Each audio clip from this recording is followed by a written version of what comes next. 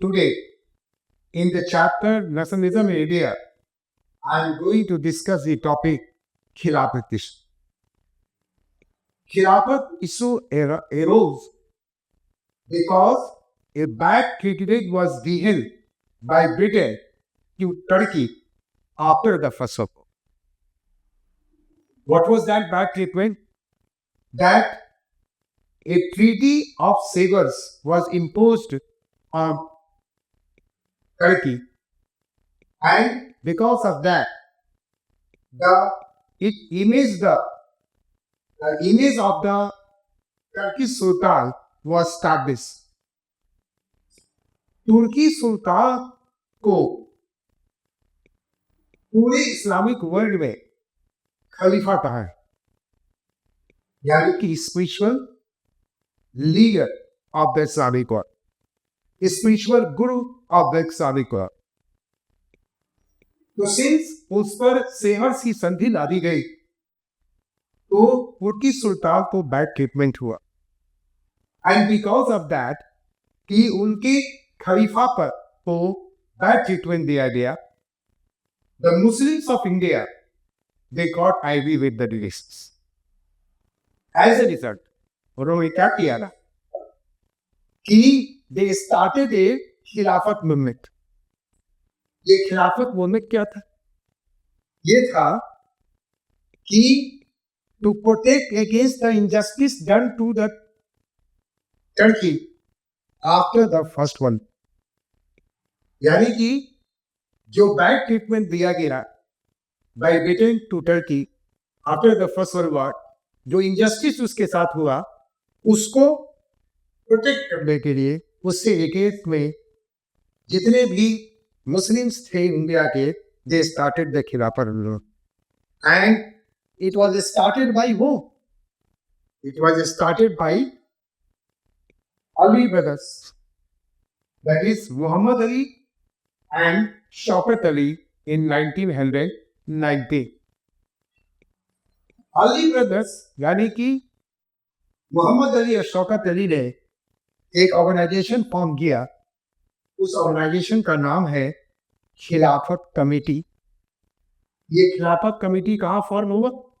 इन बॉम्बे इन मार्च 1990. बॉम्बे में खिलाफत कमेटी का फॉर्मेशन हुआ इन मार्च 1919 under the leadership of Ali brothers. Who were the Ali brothers? They were the Shaukat Ali and Muhammad Ali. इसमें और भी सदस्य थे. वो कौन कौन सदस्य थे? अबुल कलाम आजाद, हाकिम अजमल खान एंड हसरत मोहम्मद. ये लोग भी सदस्य थे खिलाफत कमेटी. अब गांधी जी ने का रोल किया था इसे. He saw this an opportunity to bring Muslims under the umbrella of unified nationalism. अब गांधी जी को लगा कि यही एक मौका है कि जब मुस्लिम्स को हम एक साथ नेशन मूवमेंट में ला सकते हैं. ये एक अवसर. इसलिए गांधी जी ने एक कांग्रेस हुआ कलकत्ता में, कलकत्ता कांग्रेस से उन्होंने सितंबर 1920 को ये उन्होंने कहा in the Congress session that he will start a non cooperation movement supporting the खिलाफत इशू. एक असहयोग आंदोलन चलाएंगे खिलाफत मुद्दा को लेकर. तो गांधी क्यों इसमें इस मूवमेंट में पार्टिसिपेट किए? तो उनको लगा कि अब मुस्लिम्स भी नेशनलिस्ट मूवमेंट में आ सकते. ये एक बहुत बढ़िया अवसर. अब इसका इम्पैक्ट क्या? जब खिलाफत मूवमेंट शुरू हुआ, इसका प्रभाव क्या प्रकार पर? नेशन वाइड स्ट्राइक हुआ. स्ट्राइक होने लगा पूरे राष्ट्र में.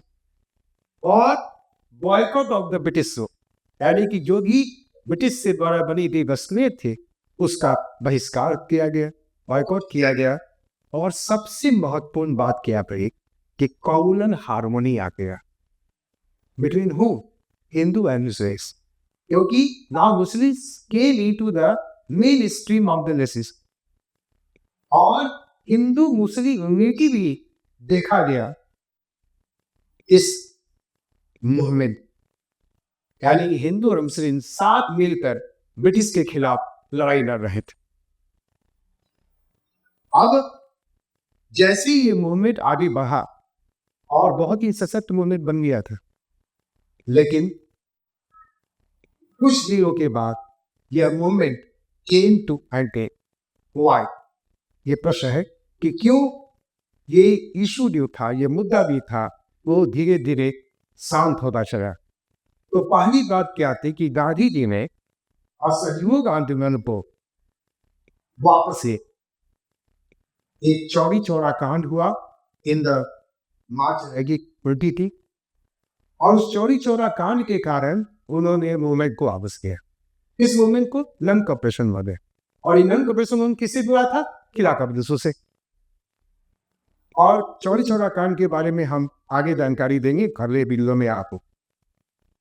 दूसरी बात क्या हुई कि 1934 में तुर्की के एक मुस्तफा कमाल अदर ने क्या किया कि तुर्की को रिपब्लिक घोषित कर, और उसने सिस्टम ऑफ खलीफेट ही हटा दी, खलीफा का कंसेप्ट ही हटा। और इस तरह से क्या हुआ कि खलीफा का कंसेप्ट हट जाने के कारण जो इसको एबॉलिश किया कमाल पाशा ने, जिसके कारण क्या हुआ, जो खिलाफत मुद्दा था वो धीरे धीरे शांत हो गया और नॉन कॉपरेशन के साथ ये विद्रोह की। So in this way we have understood the हिजाब प्रदेश।